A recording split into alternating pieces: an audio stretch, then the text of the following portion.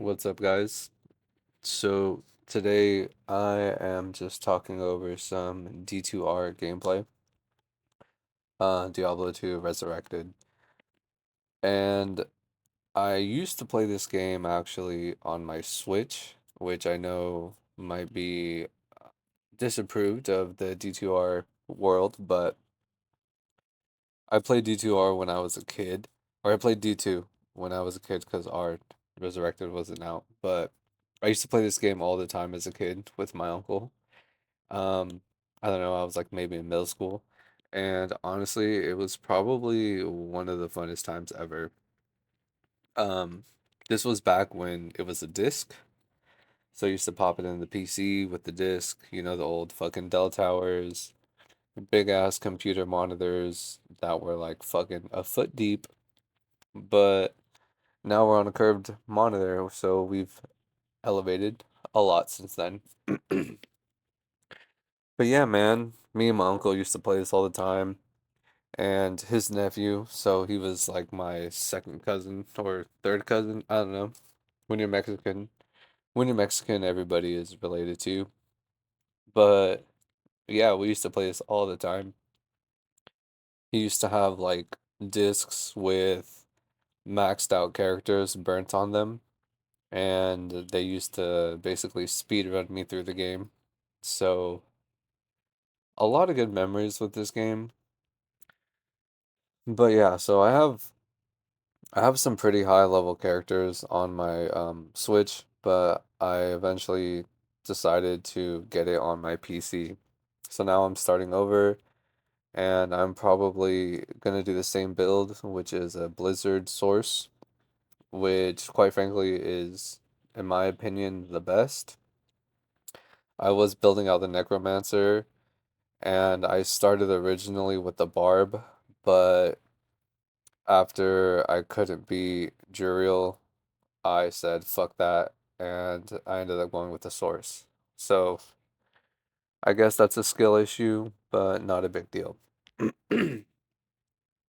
But yeah, so anyways, today I was making chicken thighs, and I don't know why, but my idiot brain didn't really work, and I put the stove like on an 8, and as soon as I like put the chicken on, it just absolutely fucking splashed, and it was like I don't know, I was scared for my eyeballs honestly because it was kind of going up pretty high, and I felt it like up towards my shoulder, like it was splashing that high. Um, I don't know why I'm bringing this up, but the point of what I'm doing right now and what I've always done with all my characters is I usually look for unidentified items. I bring them back, identify them, and sell them for money. Um, I don't know why, but it's like really satisfying when you have a maxed out chest with, I think 250,000 is the max. I know it starts with a 25, could be 25,000,000, 250,000. I can't exactly remember, but that's basically what I'm doing right now. I'm on the third quest of the game. I finally have an assassin, and yeah, honestly, that's all I'm really doing. I'm running through this cave. I go through both levels eventually, and it's just me trying to level up. Um, and upgrade my armor and helms. I know my gameplay specifically will be disapproved, like I said, from the D2 community, and I don't necessarily play online. I could play online, but I don't know, there's just something satisfying about playing this game solo and not really worrying about anything else. I think it's just more of like a nostalgic thing. Like, because I played this game when I was a kid, so to me, playing it just for fun, leisure is a lot more fun than maybe taking it like super serious as some of the online players. But I'm in some of the forums on Reddit and stuff, and actually I love the game, I love the community. But yeah, it's just something I don't know. There's just like a special place in my heart with this game that I prefer to play how I played. And I think that's what video games are all about. It's pretty relaxing. Um, and I kind of just do whatever the fuck I want. So initially when I made this video, I was like, okay, if I play 30 minute sessions to try to beat the game, essentially, like that's what my idea was when I was going into this. I was like, I'm gonna play 30 minutes at a time and upload videos of 30 minutes a piece to try to beat the game. Which, when I was playing on my Switch, like there would be times where I'd play like 6 hours, 8 hours on my day off when I wasn't doing anything. So realistically, I don't think that's possible, especially in Act 3, like in the jungle. Good God, I hate the jungle. I know there's like, what's the word? People say there's like an algorithm or there's like a specific way you go through the jungle to find all the temples and all the caves and yada yada. Cool, I guess, but me personally, it's one of the worst maps, and it's funny because before I got on the forums like a year ago or a year and a half ago when I started playing more often, everybody was talking about Act 3. So it's funny how I already had this hatred for Act 3, and then I saw so many people talk about it. Yeah, it's just, I don't know, it's just stupid. If you play D2, I'm pretty sure you also hate Act 3. Now, when it comes to other D games, and D games is probably the worst thing to say, but Diablo games, um, everybody knows D3 was fun. D2, a classic. It's never gone out of style, in my personal opinion. And I've never actually played D1. Um, to me, I know it's a lot more strategic, and there's a lot more things that go into it. You're only in one town. You don't really move places. I know the butcher level is pretty sick. I've watched a lot of gameplay on D1, but I've actually never bought the game. But yeah, D4, uh, okay. I just don't like the idea of a progressive mod system. So basically, like, the stronger you get, the stronger the base level mods get. So, like, what's the point of leveling up your character and getting better gear and getting stronger when you can't just one shot everybody in the game? So, yeah, I don't know. Things like that, like, it just kind of makes it really unenjoyable to me. I'd prefer, well, at least in D2, like, when you go through the Arcane Sanctuary, like, you're just going through running, farming. And to me, that's kind of some of the best gameplay. Like, towards the end, when you can just farm all the levels, get all the good gear for your new characters, which is why I was building out the Necromancer. So, yeah, things like that are pretty cool. But on the topic of something else, I have been more into the AI space, which is actually pretty fun and pretty cool.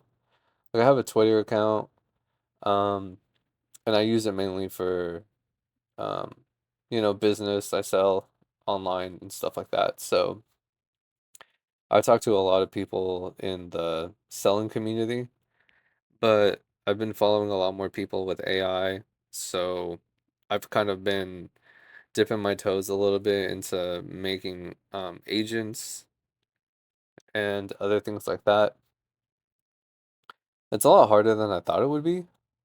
Um, it's not like it's hard, that's the thing. Like, it's actually pretty simple, but I think wrapping your head around the concept of what you need and how you need to make it, like, I'll put it to you like this.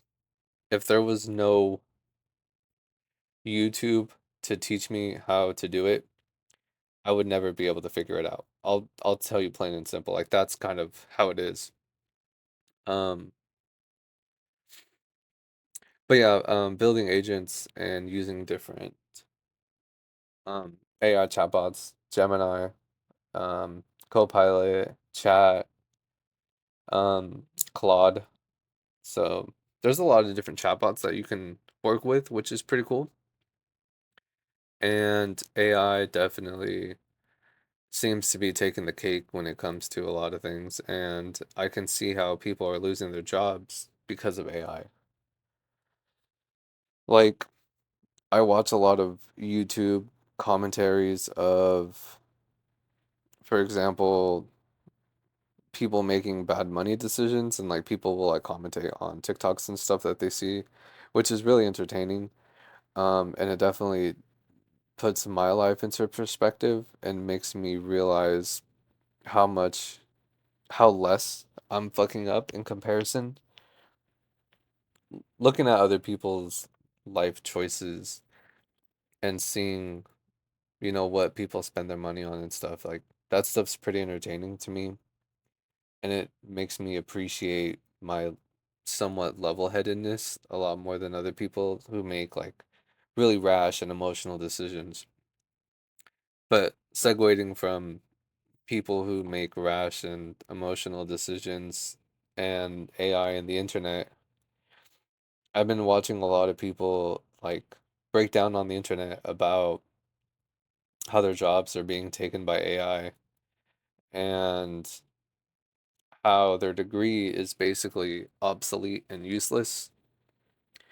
I think from my takeaway about learning about AI and the things that you can do with it and its capabilities, it it really is hard to see the point of getting like a CS degree, for example. Like right now, I'm currently building out an app using all of AI. So it's called vibe coding. Essentially, you talk to um, an AI chatbot and you tell it, for example, um, I want to build an app that pulls all of the information about pizza places in my local area, and I want it to have like a seamless map, and I want it to show reviews and pictures, and you can basically build out your own Yelp through one of these agents, which is pretty mind-blowing. And then what I see people do is they'll take the code and they'll extract all the code in whichever language that the chatbot uses, and they will take it to an actual coder and basically have them like fix it up. So they'll have like a rough draft that they use with AI. They'll build out an app or a website doing vibe coding, and then they'll take it to a professional who can kind of go through the code and know exactly what the language is and basically clean it up for you. Yeah, so essentially that's what I'm doing, and I have this idea. The idea is an app similar to Duolingo, if you've ever heard of it. I'm pretty sure everybody has. But Duolingo is basically an app. Um, it's kind of gamified. It kind of has cartoons, and you can learn languages on it. So essentially, I want to build out an app that will teach kids about financial literacy. And I think I'm so heavy, or I think I'm so, I think focused on this idea of financial literacy. Um, just because I know myself personally, if I had the knowledge as a child or as a teenager, and I was able to enter adulthood with, some baseline of knowledge about finances or about how money works or even the different options of like career paths, I think my life would be in a different place. Granted, I did go directly into a trade school, and I did that for almost a decade, like right after high school, but I mean, my money and financial decisions were absolutely terrible.